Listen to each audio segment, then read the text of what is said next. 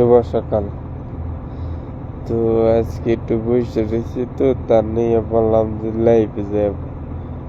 তো আমি একটা বার্তা দিই আপনাদের সবারই, যে আমার ট্যাগ করবেন তারা আমি আনফলো করে দিব। সেটা কে আমি ওটা দেখব না। সে আমার ভালো ফলোয়ার বা সে আমার ভালো ফ্রেন্ড, সে আমার অনেক সাপোর্ট করে, এটা দেখার বিষয় না। আপনি ট্যাগ করছেন, আপনি আমার শুনে নেবেন। আমি কি কে ট্যাগ করি? ট্যাগ করা ভালো না। আর আপনার ভিডিও যদি আমার ভালো লাগে, তা আমি আপনার ভিডিওটা শেয়ার করব। তো এটুকু শিওর দিতে পারি যে আমি কেউ ট্যাগ করি না। আমি করি একটু লাইভ, তাও ভিডিও করি না, লাইভই করি। তো টাইমও পাই না। তো আজকে গাড়ি নষ্ট হয়েছে, তো ডিউটিতে এসে বসে রয়েছি।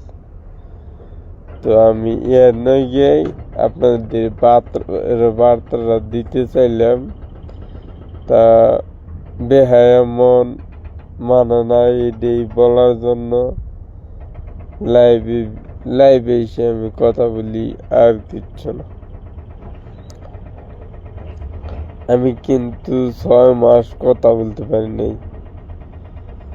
পরে 6 মাস পরে, 1 বছর 6 মাস পরে হসপিটাল দিয়ে বেরিয়েছি। তারপরে 4 মাস রুমে থাইকে পরে আমি দেশে গেছি। দেশ থেকে 2-3 বছর কাম করতে পারিনি, ধরা চলে বইয়ে আমি গাছও বাঁচতে পারতাম না। কিন্তু আমার মনের সাহস ছিল যে আমার আবার বিদে যাইতে হবো, তো আমার কিছু করা লাগবো। আল্লাহ এটাই কামনা করছি। ও আবার এটা বলতে মনে, আবার আমি সৌদি আরব আইসে 100 টাকা হাজিরা কাম করতাম।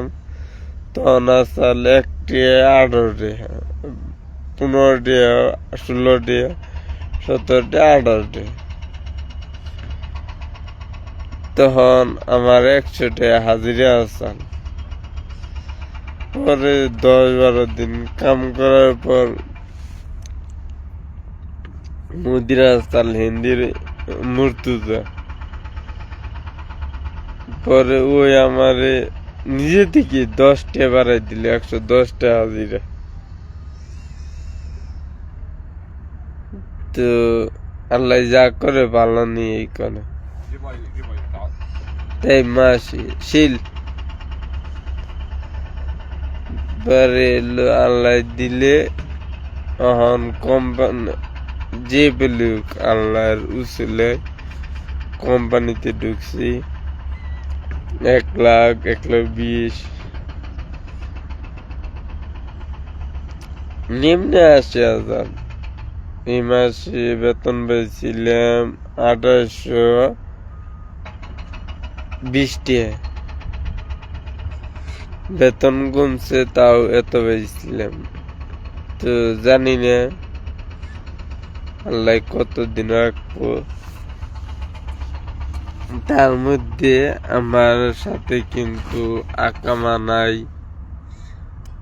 তো আমারে ক্রুজ দেয় না, খুরুপ যেটা কয় আরবিতে খুরুপ, আমার খুরুপ দেয় নাই।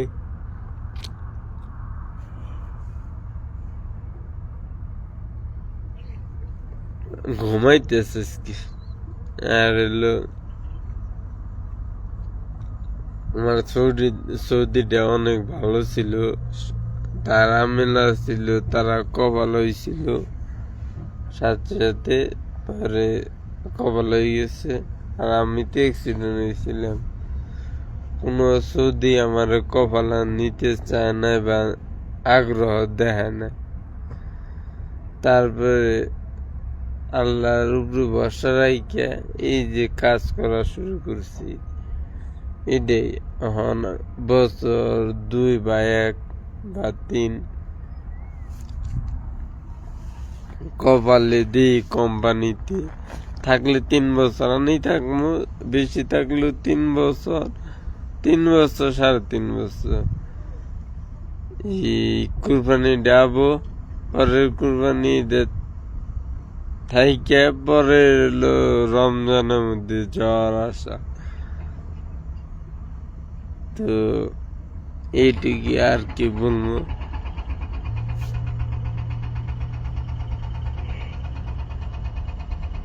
একটা কথা কি দেখেন, দুঃখ যখন আসে না চতুর্পাশ থেকে, আর যখন সুখ আসে না সবাই পাশে আসে খাবার নিয়ে বা তার কাছ থেকে কোনো কিছু নেওয়ার জন্য, বা হলো তার কাছ থেকে সুযোগ সুবিধা পাওয়ার জন্য। আর দুঃখটা যখন আসে না তখন হইলো সবাই পাশ থেকে চলে জায়গা, কি এর পাশে গেলে দূর দূর চাই চাই করে,